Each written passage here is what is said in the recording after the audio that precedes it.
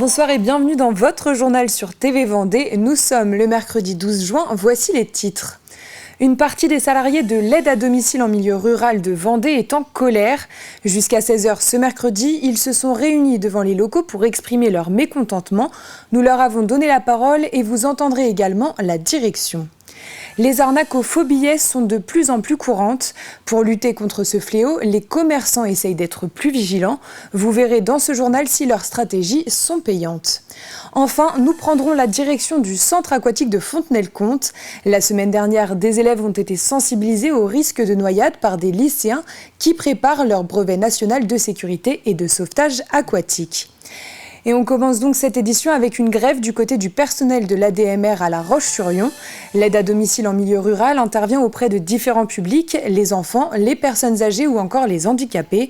Ce mercredi, une trentaine de techniciens d'intervention sociale et familiale s'est mobilisée. Ils demandent des effectifs supplémentaires et une revalorisation des salaires. On est de moins en moins nombreuses, on n'arrive pas à recruter. Le recrutement est devenu très très difficile. Les salaires ne sont pas forcément en adéquation avec la profession et les besoins. Les jeunes qui ont quand même un bac plus 2 se retrouvent à postuler pour un poste où il n'y a pas de temps plein. On n'a que des temps partiels pour pouvoir être toutes présentes le matin et le soir, parce que c'est vraiment là où on a le plus d'intervention. On doit intervenir lorsque les enfants sont là. Alors ça commence à évoluer, mais ça devient très très difficile. Et notre journaliste Simon Philippot a également tendu son micro au directeur de l'ADMR. De son côté, il assure que les choses sont déjà en cours de changement. Écoutez-le. C'est la première fois qu'il y a une grève à l'ADMR, c'est pas du tout notre culture, mais vraiment pas du tout. En principe, on se parle, on discute, on échange, on construit ensemble. C'est d'ailleurs ce que l'on fait. Moi-même, je suis allé rencontrer 2 équipes de TISF le mois dernier. On a fait des annonces. Nous avons des changements de responsables, des changements d'organisation en cours. Donc forcément, ça génère un peu d'inquiétude. Et c'est compréhensible. On comprend cette inquiétude. Mais le service n'est pas en danger. On réadapte. Et on a une nouvelle responsable qui arrive et qui va prendre ses marques, qui va aller écouter et rencontrer les TISF pour justement adapter l'organisation d'ici la rentrée de septembre.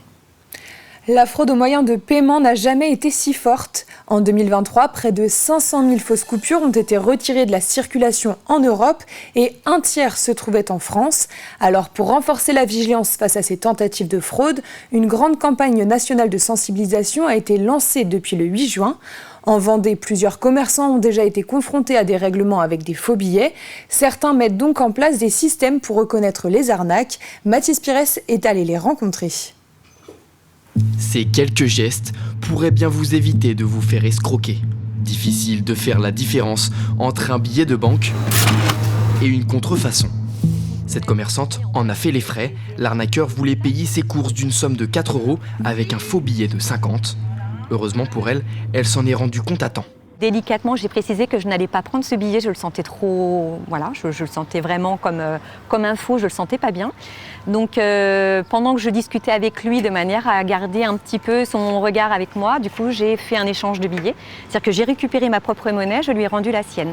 Des tentatives d'arnaque aux faux billets, les grandes surfaces y sont confrontées tous les mois. En espèces, très bien. Que ce soit pour des gros montants ou bien des petites courses. 27,15 € s'il vous plaît. Chaque billet est vérifié. J'ai mis un coup de stylo invisible pour voir s'il passait à une autre couleur ou non, s'il était faux ou s'il était bon. Un stylo magique censé détecter l'authenticité du billet. La responsable des caisses a entièrement confiance en son efficacité. Tous les billets, de toute façon, qu'on peut avoir en caisse, les hôtesses de caisse vont mettre un trait sur le billet. Et si ce trait devient plus foncé, ça veut dire que c'est un faux billet, tout simplement. C'est très très efficace. On n'a jamais eu de soucis. Mais alors, est-ce vraiment fiable face à des faux billets plus vrais que nature ? Ce spécialiste de la Banque de France est sceptique. On ne va pas considérer ça comme un moyen efficace de lutte ou qui va permettre d'authentifier un billet, puisque apparemment, on a de sérieux doutes sur son efficacité. Pour lui, rien de plus sûr qu'une vérification à l'œil nu. Le craquant du papier, l'impression en relief ou encore le nombre émeraude. Si vraiment il y en a un qu'il faut choisir parmi parmi les préférés, ce sera le nombre émeraude, du fait de sa facilité de contrôle.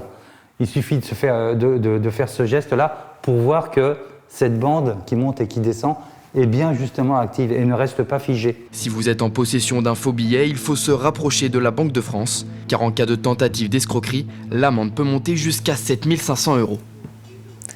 Promouvoir les métiers de l'agriculture et sensibiliser le milieu urbain au milieu agricole, telles sont les ambitions de l'ANEFA Vendée.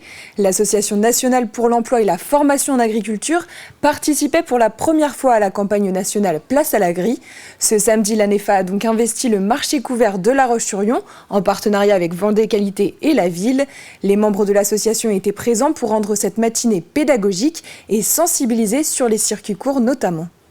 Le but, c'est de découvrir un peu, de la terre à l'assiette. Qu'est-ce qui s'est passé, comment les graines ont évolué pour permettre aux légumes de pousser, tout simplement. Voilà. Et donc nous avons la découverte des graines et la reconnaissance en fait, des graines en fonction des photos qui ont été mises à disposition. Les personnes doivent retrouver les graines correspondantes aux légumes. Où là, on a des fleurs, par exemple, à faire pousser chez soi.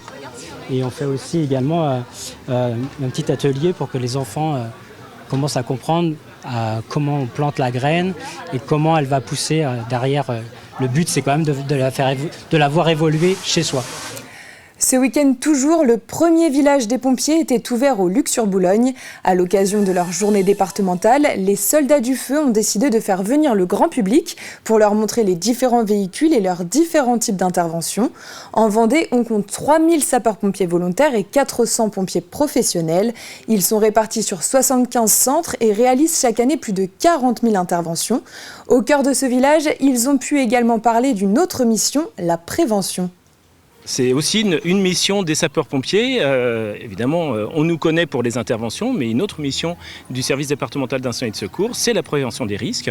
Et donc, on promeut également cette prévention dans ce village avec la voiture tonneau. Il y a toujours de la sensibilisation à la sécurité routière. On est confronté à des accidents de la circulation qui sont réguliers. Et donc, toute activité de prévention, ça concourt à diminuer nos interventions. Et à la base, c'est évidemment ce qu'on recherche, c'est de faire le plus faible nombre d'interventions, mais on est toujours prêt et là pour les faire quand elles surviennent. Un mot de sport à présent, la Vendéenne Louise Maraval, licenciée à l'Entente-Sèvres, a décroché hier soir la médaille d'argent au championnat d'Europe d'athlétisme qui se déroule en ce moment à Rome. La Vendéenne de 22 ans a terminé deuxième sur le 400 mètres haies. Elle a d'ailleurs battu son record personnel avec un temps de 54 secondes et 23 centièmes. Elle est sélectionnable pour les Jeux Olympiques de Paris et vous pourrez donc sûrement l'encourager à partir de la fin juillet. Et ce soir, c'est un autre Vendéen, Romain Mornay, du club de La Roche-sur-Yon, qui disputera la finale européenne du 1500 mètres à 22h26 précisément. Tout autre sujet, le centre de vacances La Touraine à Longeville-sur-Mer a été inauguré la semaine dernière après une rénovation engagée en 2022. Depuis 15 ans, de nombreux bâtiments de ce type ont fermé leurs portes faute de financement. Le département d'Indre-et-Loire, qui est propriétaire du site, a lui décidé d'investir pour offrir aux enfants de son territoire un espace où il fait bon vivre. Cet été, 920 enfants profiteront de ce lieu entre juillet et août. Écoutez le directeur général de l'association Temps Jeune et À Chacun ses vacances, qui a cofinancé la rénovation et qui exploite le site. Les collectivités, voire les comités d'entreprise se désengagent. La Vendée est bien placée pour le savoir. Elle avait un patrimoine remarquable en matière de centres de vacances qui tend à diminuer. Et donc il faut que les enfants puissent partir en vacances dans des lieux qui soient vraiment des vrais centres de vacances. Et donc en investissant dans un centre comme celui-ci, on parie sur l'avenir et on pense qu'il répond à une demande et à un besoin social fort, celui du droit aux vacances et celui aussi de la mixité sociale, d'accueillir tous les types de publics. Prenons à présent la direction du centre aquatique de Fontenay-le-Comte. À l'approche de la saison estivale, des élèves de primaire, des collégiens et des lycéens ont été sensibilisés au risque de noyade. L'été dernier, en Vendée, 12 personnes sont mortes noyées. Plusieurs ateliers étaient encadrés par les élèves du lycée Rabelais qui se forment au brevet national de sécurité et de sauvetage aquatique. Et parmi ces ateliers, réanimation, remorquage et sauvetage étaient au programme. Regardez ce reportage d'Alix Lanos.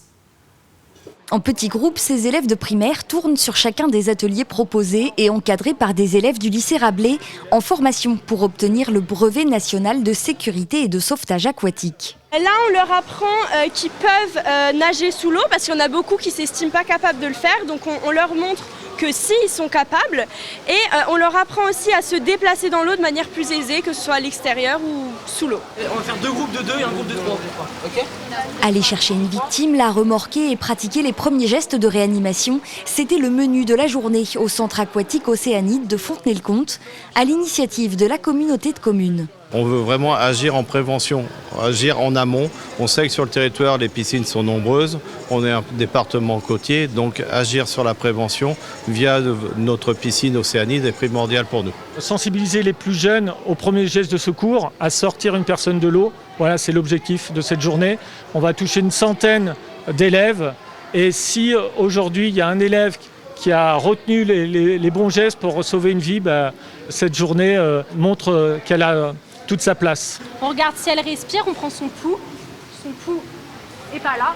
Donc là, on imagine que le cœur de la victime, il ne bat plus. Après les primaires, c'est au tour des collégiens puis des lycéens de venir se former. Une sensibilisation nécessaire puisqu'en France, la noyade est la 2e cause de mortalité chez les moins de 14 ans après les accidents de la vie courante. Et on termine cette édition avec un mot de la New York Vendée. Depuis samedi soir, les arrivées s'enchaînent. Hier soir, Piper du team Medallia est arrivé à 19h44 en 9e position.